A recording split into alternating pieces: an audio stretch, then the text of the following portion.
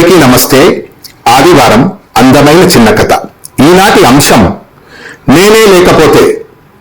నేటి మనిషి ఒక వింత భ్రమలో బతుకుతున్నాడు.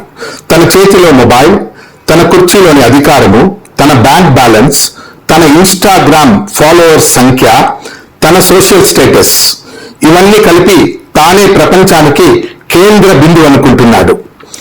నేనే లేకపోతే నేను వర్క్ చేసే కంపెనీ కూలిపోతుంది, నేనే లేకపోతే నా ఇల్లు నడవదు, నేనే లేకపోతే ఈ ఆర్గనైజేషన్, ఈ టీం, ఈ ప్రాజెక్ట్ వర్క్ ఆగిపోతుంది, నేనే లేకపోతే ఈ సంబంధం తారుమారు అవుతుంది. మనము మన పాత్రను పెద్దదిగా చూస్తున్నాము, కానీ జీవితం మనకు చూపించే వాస్తవం ఏమిటంటే ప్రతి వ్యవస్థ కూడా మనకంటే పెద్దది. ఇది జీవితం చెప్పే అక్షర సత్యం. ప్రపంచం ఎవ్వరి అహంకారం మీద కాదు, ప్రకృతి యొక్క సమతుల్యంపై నడుస్తుంది. సూర్యుడు మన కోసం ఆగడు, గడియారం మన కోసం నిద్రపోదు, సమయం ఎవరిని గమనించదు, రైల్వే స్టేషన్లో ట్రైన్ మన కోసం ఆగదు. కాబట్టి ఏది మనతో మొదలవ్వదు, ఏది మనతో ముగియదు. జీవితం ఒక పెద్ద నాటకం. ప్రతి ఒక్కరికి చిన్న పాత్ర, పరిమిత సమయం, ఖచ్చితమైన డైలాగులు. కానీ వచ్చిన ప్రాబ్లం ఏమిటంటే మనం మన చిన్న పాత్రని హీరో స్థాయికి పెంచి ఊహించుకుంటున్నాము. అసలు డైరెక్టర్ మన జీవితం. మనకు ఇచ్చిన సీన్ పూర్తయ్యాక కట్ అంటుంది, కానీ మనం మాత్రం నా షాట్ లేకపోతే సినిమా నడవదని వాదిస్తూ ఉంటాము. మనం వెళ్ళిన తరువాత మన స్థానంలో వేరొకరు వస్తారు, మన పని కొనసాగుతుంది. కానీ మనం వదిలిన మార్గం, విలువలు, ఆలోచనలు అవి మాత్రం శాశ్వతం. స్టీవ్ జాబ్స్ ఆయన స్వంత కంపెనీలోనే 2 సార్లు మార్చేశారు. ఆయనను మార్చగలిగారే గాని ఆయన్ను మర్చిపోలేదు. ఎందుకంటే ఆయన స్థానంతో కాదు, తన విలువతో గుర్తుండిపోయాడు. మనం మన స్థానాన్ని గౌరవించాలి. మనం వెళ్ళిపోయిన తరువాత ఆ స్థానానికి వేరే ఎవరైనా వస్తే ఆనందంగా దానిని అంగీకరించాలి. రేపు మన రిటైర్మెంట్ రోజు అని అనుకోండి. మన కళ్ళల్లో కన్నీళ్లు. ఇన్ని సంవత్సరాలు కంపెనీ కోసం నా జీవితమంతా ధారపోసాను అని అంటాము. ఎంతో భావోద్వేగంతో ఈ కంపెనీ నా సెకండ్ హోమ్ అని చెబుతాము. ఇంత లోపల హెచ్ఆర్ మన కంపెనీ క్రెడిట్ కార్డు డీయాక్టివేట్ చేస్తారు. ఐటీ డిపార్ట్మెంట్ మన కంపెనీ ఈమెయిల్ బ్లాక్ చేస్తారు. ఆఫీస్ బాయ్ మన డెస్క్ క్లియర్ చేస్తాడు. చుట్టూ ఉన్న వాళ్ళు చప్పట్లు కొడతారు, ఫోటోలు తీసుకుంటారు. రేపు వాళ్ళందరూ మనల్ని మర్చిపోయి కొత్త బాస్తో కొత్త ప్రాజెక్ట్ మీటింగ్ లో బిజీగా ఉంటారు. ప్రపంచం ఆగదు, మనమే ఆగిపోతాం.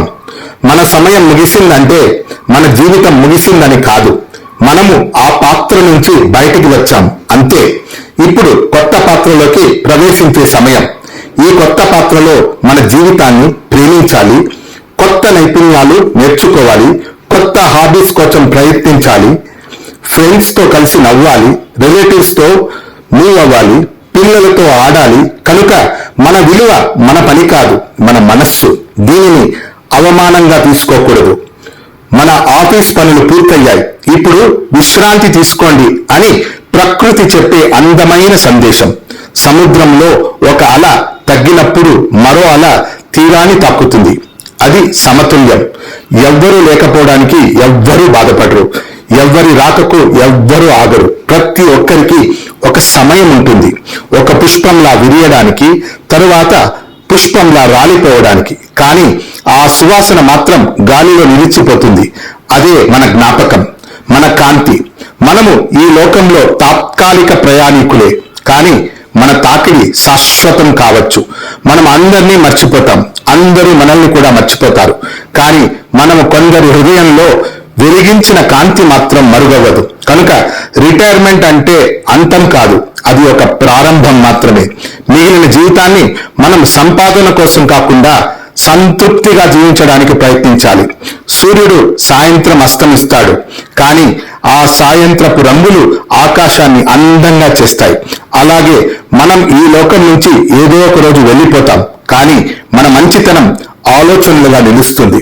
కాబట్టి మనం ఇకపై నేను లేకపోతే ఈ లోకం ఆగిపోతుంది అనే మాటను మర్చిపోవాలి. నేను ఉన్నంత కాలం ఈ లోకంలో ఒక వెలుగు నిలిపాను, నేను వెళ్ళాక కూడా ఆ వెలుగు వెలుగుతూనే ఉంటుంది. కనుక ప్రపంచం మనతో మొదలవ్వదు, మనతో ముగియదు, కానీ మన వల్ల ఎవరో ఒకరి కన్నీరు చిరునవ్వుగా మారితే అదే శాశ్వతం, అదే దైవ మహిమ. నమస్తే. అందరికీ నమస్తే.